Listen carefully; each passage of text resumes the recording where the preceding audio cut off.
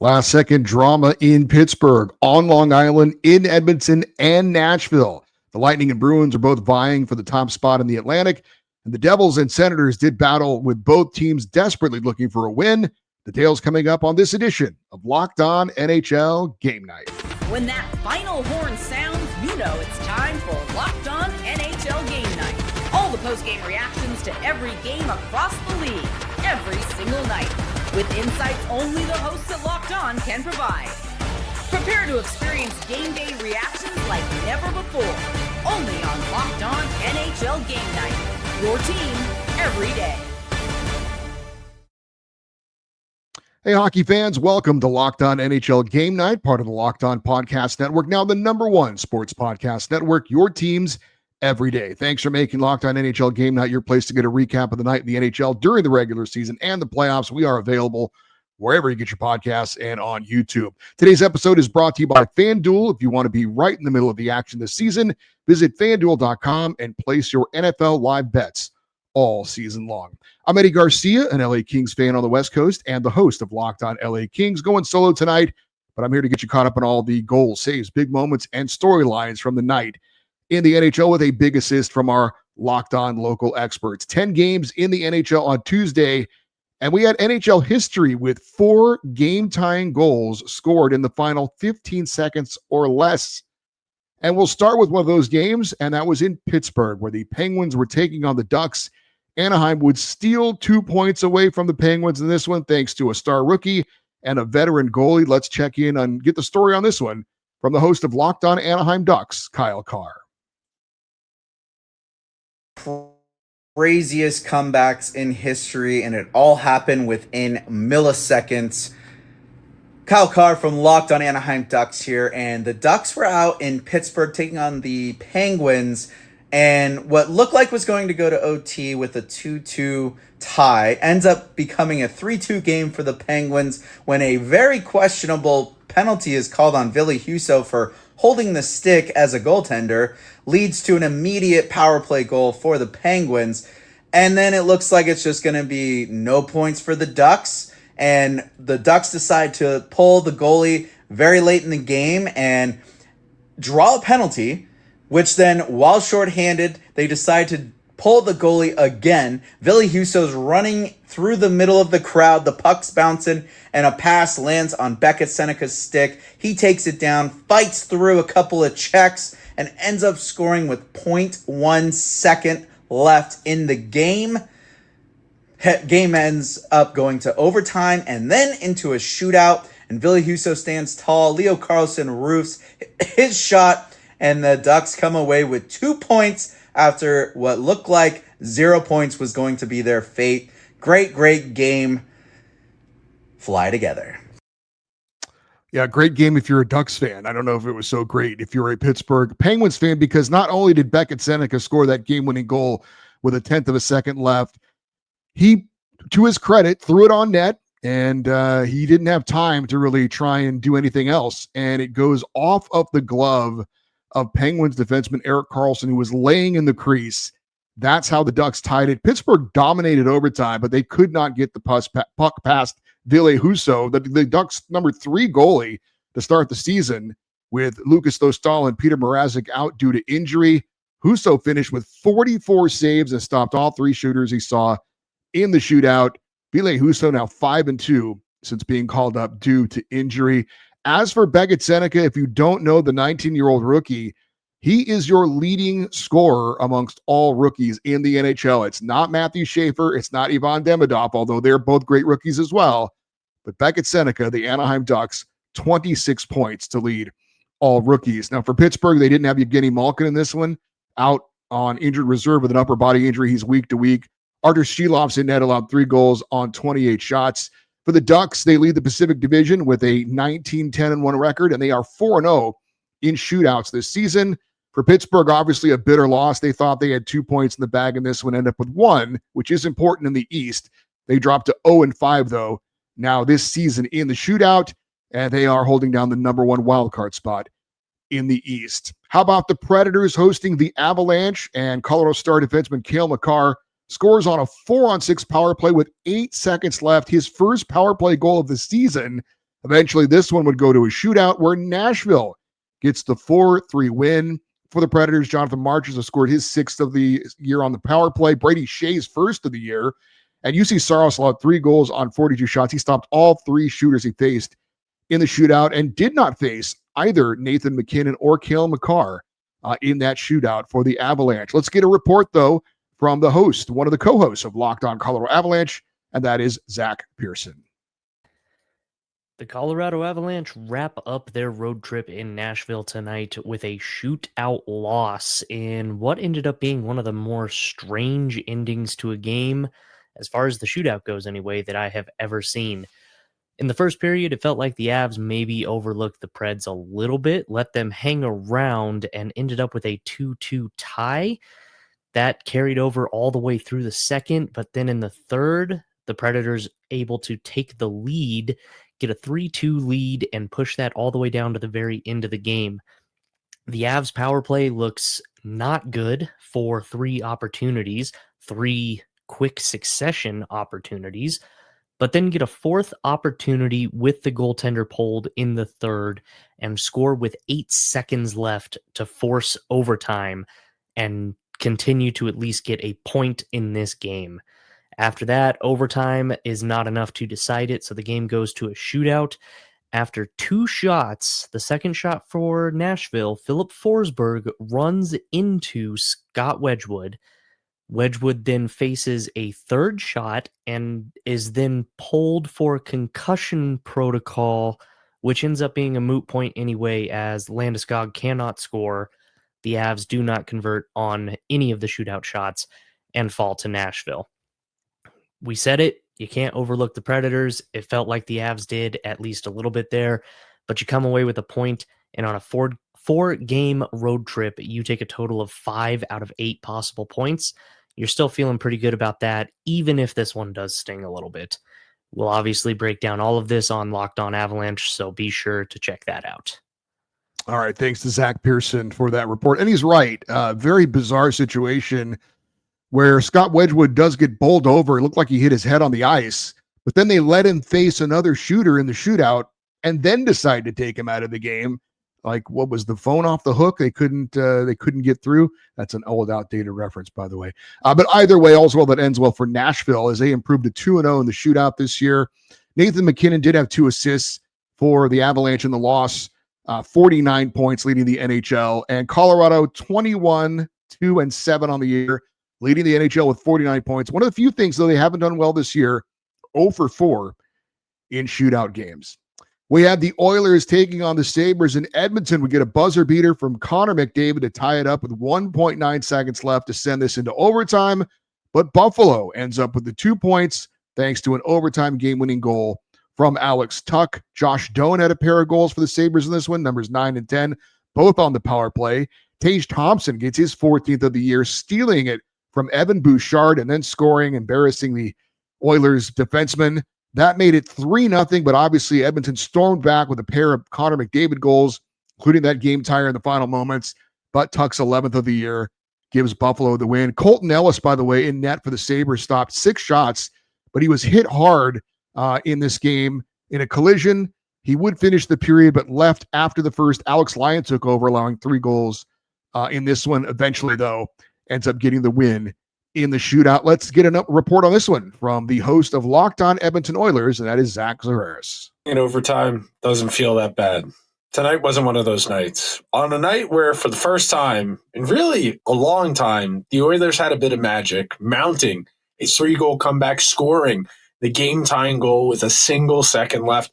The Oilers anticlimactically lost in overtime, and once again, I sit here talking into this camera to the people of the internet to let them know the Oilers still don't know what they're doing. This is a team that was dead for a good chunk of this game. They come out reasonably well.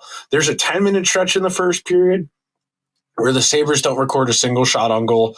Buffalo still scores first. Buffalo adds a second goal. Buffalo adds a third goal.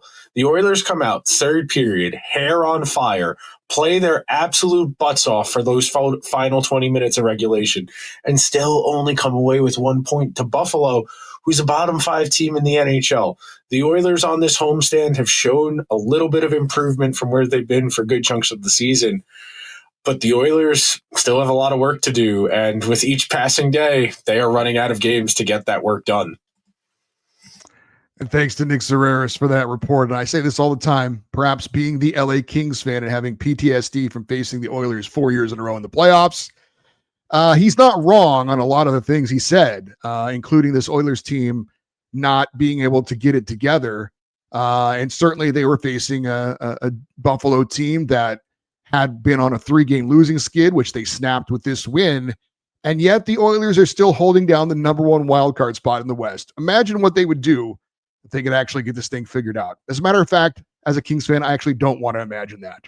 All right, we still have one more game to go in a goal that was scored in the final seconds. We also had 2 desperate teams going head-to-head in Ottawa. We'll get into that next. You're on Locked On NHL Game Night.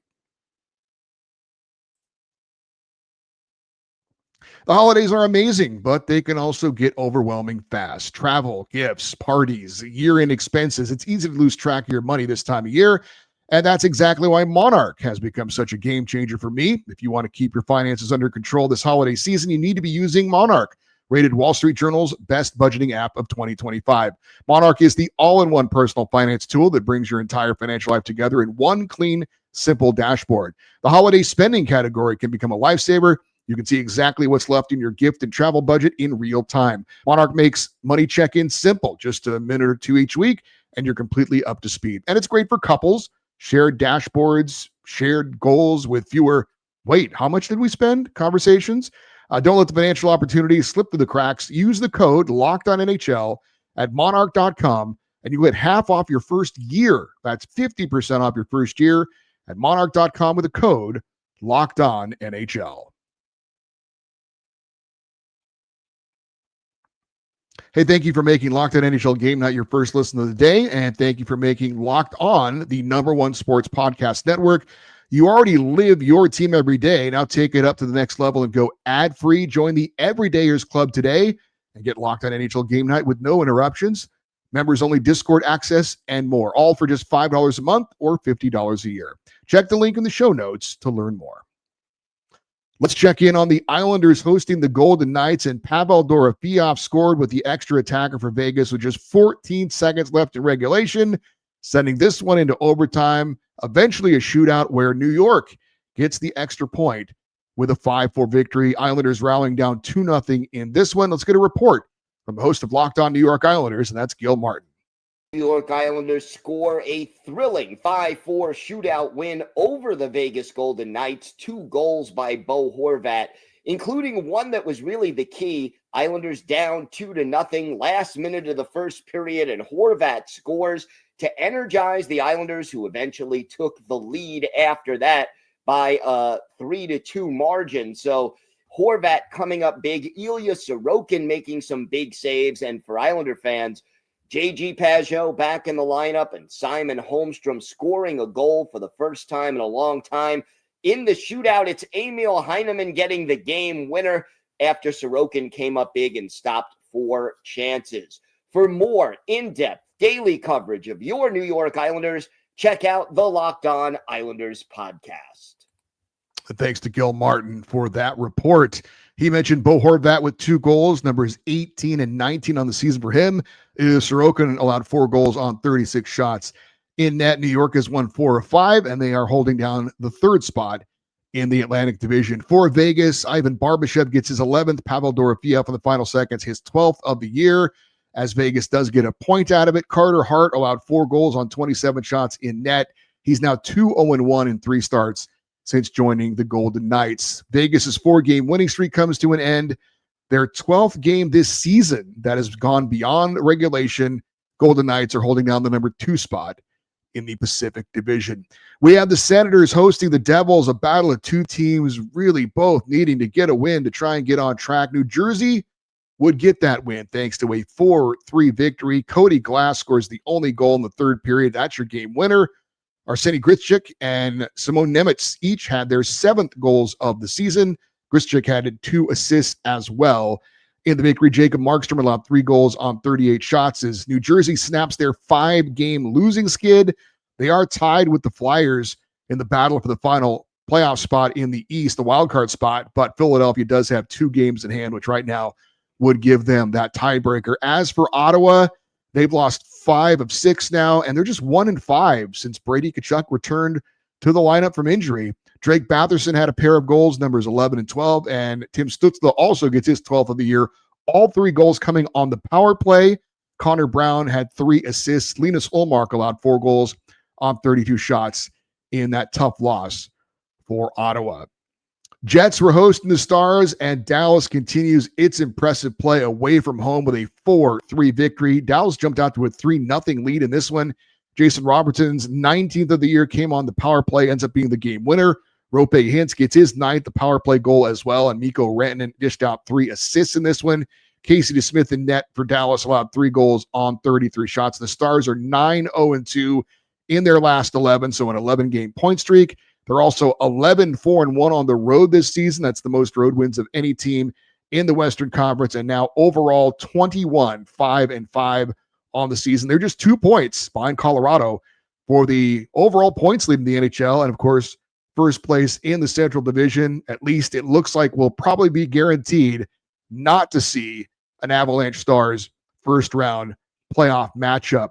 As for Winnipeg in this one, Mark Scheifele had a pair of goals, numbers 15 and 16. Eric Comrie and net allowed 4 goals on 19 shots. Let's get a little more in depth on this Winnipeg loss from the host of Locked On Winnipeg Jets, and that's Harrison Lee.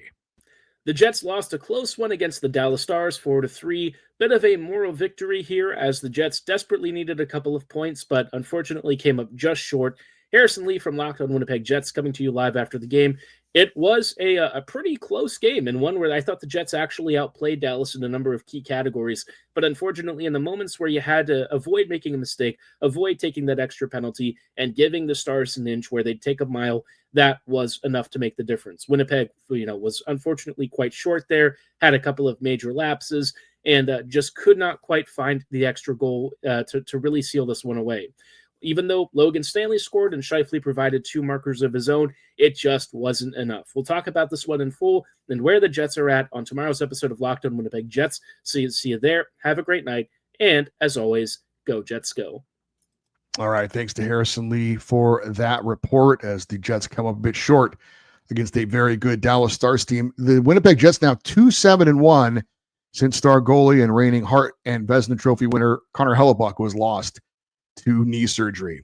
Top 2 teams in the Atlantic, both in action, looking for road wins. We'll tell you about that next here on Locked On NHL Game Night.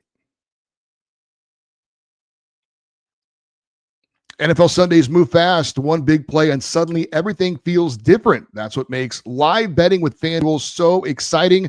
You're not just watching the game, you're reacting to it in real time. With FanDuel, you can place bets as the action unfolds. Every drive, every momentum swing, every highlight moment. Live betting is best when the game starts to shift. A quarterback gets hot, a defense tightens up, and the momentum flips after a key turnover. FanDuel lets you jump into the moment.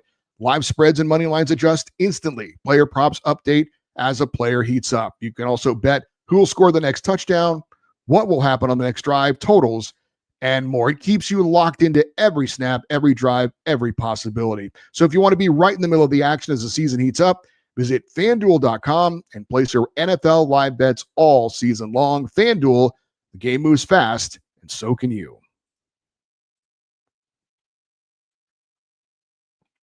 We had the Lightning in Montreal to take on the Canadiens and Tampa Bay with a convincing 6-1 victory in this one. The Lightning jumping out to a 3-0 first period lead. They scored the first 4 goals of the game, never looked back.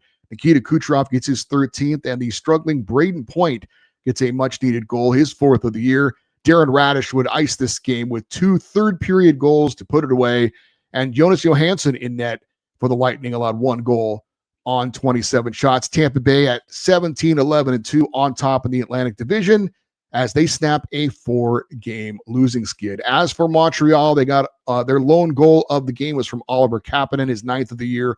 On the power play, Sam Montembeault allowed 3 goals on 13 shots before getting pulled in this one. His replacement, Jakub Dobiš, didn't fare much better. He allowed 3 goals on 14 shots. Montreal has now dropped 4 of 6. Meanwhile, one note for Tampa Bay. In the win, they did lose defenseman Victor Hedman, who's been hit by injuries a couple of times this year, left in the second period and did not return. But Tampa Bay gets the victory. Speaking of competition in the Atlantic Division, the Bruins, right on the heels of the Lightning, they were looking for 2 points in St. Louis against the Blues, and they would get their star David Pastrnak back in this one. And the Bruins go on for the 5-2 road victory as Boston closes out this game with 3 consecutive goals. Fraser Mitten had 2 goals, numbers 5 and 6. Mark Hestelik had 2 goals, also numbers 5 and 6. Jeremy Swayman allowed 2 goals on 26 shots. And David Pastrnak, in his first game back after missing the last 5 games due to injury, had 3 assists. He did hit the post going for an empty net goal, but ended up getting a helper on it anyway. Boston has won 3 in a row, and they are tied with Tampa Bay for the division lead. Both have 36 points, but the Bruins have played 1 more game than Tampa Bay, so it would be the Lightning currently holding that top spot, but Boston is obviously right there. Another disappointing loss for St. Louis, despite a couple of goals from Robert Thomas, numbers 5 and 6 on the season for him, and Joel Hofer in net took the loss. He allowed 4 goals on 30 shots. We have the Hurricanes hosting the Blue Jackets. A strong third period gives Carolina a 4-1 victory. This game was tied at 1 going into the third, but the Canes put 3 unanswered up on the board. Let's get a report on this one from the host of Locked On Carolina Hurricanes. That's Zach Martin. The Carolina Hurricanes win 4-1 in their first matchup against the Columbus Blue Jackets. What a way to cap off a 20th anniversary celebration of the 05-06 Cup team. Seth Jarvis was his 17th of the season. He's on an absolute roll. Eric Robinson with the game winner for his 6th. Jordan Stahl, back-to-back games with a power play goal for the captain. You'd love to see it for his 9th of the season already.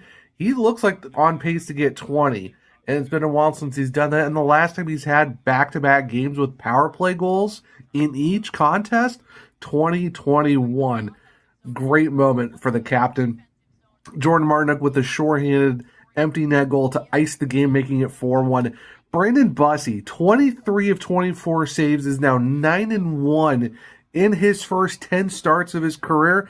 And how about a 7-game winning streak for the 27-year-old? I mean, hey, when you park the bus in the crease, all you do is get wins. All right, and thanks to Zach Martin for that report. We talked about Beckett Seneca earlier in the show.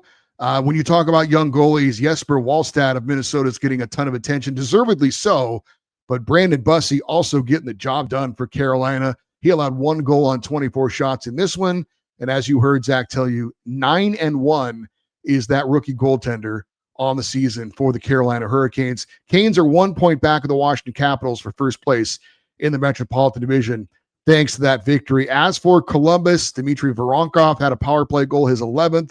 Jet Greaves in net allowed 3 goals on 30 shots. As I mentioned, Columbus was tied 1-1 going into the third, but the third period has been a house of horrors for the Blue Jackets this year as they allowed 3 unanswered in this one against Boston.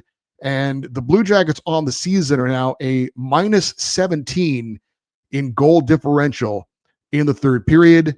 The Blue Jackets have now lost 3 in a row and 7 of 9. That brings us to our final game of the night. The Flyers hosting the Sharks, and Philadelphia getting a 4-1 victory over San Jose. Let's get a report on this one from one of the co-hosts of Locked On Philadelphia Flyers, and that's Rachel Donner. The Philadelphia Flyers defeated the San Jose Sharks 4-1 on the back of some aggressive play offensively and key saves by goaltender Dan Vladar. Hi, I'm Rachel Donner from Locked On Flyers. Congratulations are in order for the NHL debut for defenseman Ty Murchison and Travis Konechny's 500th NHL point. Konechny also sealed the win with an empty netter to extend his point streak to 5 games and goal streak to 3. Keeping him going offensively is going to be important if the Flyers are going to make the playoffs. Flyers got off to a very strong start, dominating the Sharks on shots, but the visitors were able to get on the board first. Following that, the Flyers seemed to redouble their efforts, especially on that fourth line, who hadn't gotten on the board this season to date. Carl Grundstrom broke through with the go-ahead goal in the second against his former team. Always love to see that. Flyers were pretty dominant across the board statistically. They held the lead pretty effectively. It was not perfect, but it's always good to get back in the win column decisively in a game that you should win. We'll have more on this game on the Wednesday show of the Locked On Flyers podcast. And we thank Rachel Donner for that report on the Flyers. Dan Vladar allowed 1 goal on just 18 shots. He's 11-5-1 in his first season with Philadelphia. And she mentioned Carl Grundstrom, not only his first of the season, but his first as a Philadelphia Flyer against his old team, and that was the game-winning goal. Flyers have won 5 of 7 as they try and hold on to one of those wild card spots in the East. Right now, Philadelphia is the final wild card team in the East. As for San Jose, Alex Nedeljkovic allowed 3 goals on 29 shots. Yaroslav Askarov could not be the backup in this one due to illness, so the Sharks actually had to dress the Flyers' E-Bug, the emergency backup goalie, Justin Kowalski. Unfortunately, Justin did not get in the game. That would have been pretty awesome. The E-Bug, one of the most unique things in all of professional sports. Colin Graff had the lone Sharks goal. He got his 6th of the year on the first shot of the game for San Jose. Young star Macklin Celebrini, no points in this one for the Sharks, who have now lost 3 of 4, and they fall to 5-9 on the road this season. Hey, if you want complete coverage of your favorite NHL team, find the Locked On NHL Team podcast and YouTube show for your team. Of course, Locked On NHL Game Night is here for you each and every night, counting it down until a Stanley Cup champion is crowned on YouTube and wherever you get your podcast. Thanks for tuning in today to Locked On NHL Game Night. Make sure you subscribe and follow to get the latest episodes. Did Locked On NHL Game Night make your Spotify Wrapped? Prove it on social media to secure a free month of our brand new Everydayers Club. Just tag our national Locked On Podcast Network account on any social platform, and we'll drop you a code. Be one of the first to join the Everydayers Club and get your favorite show ad-free and exclusive access to members-only Discord channel. That'll do it for this episode of Locked On NHL Game Night. I'm Eddie Garcia. Thank you for listening and watching Locked On NHL Game Night, part of the Locked On Podcast Network, your teams every day.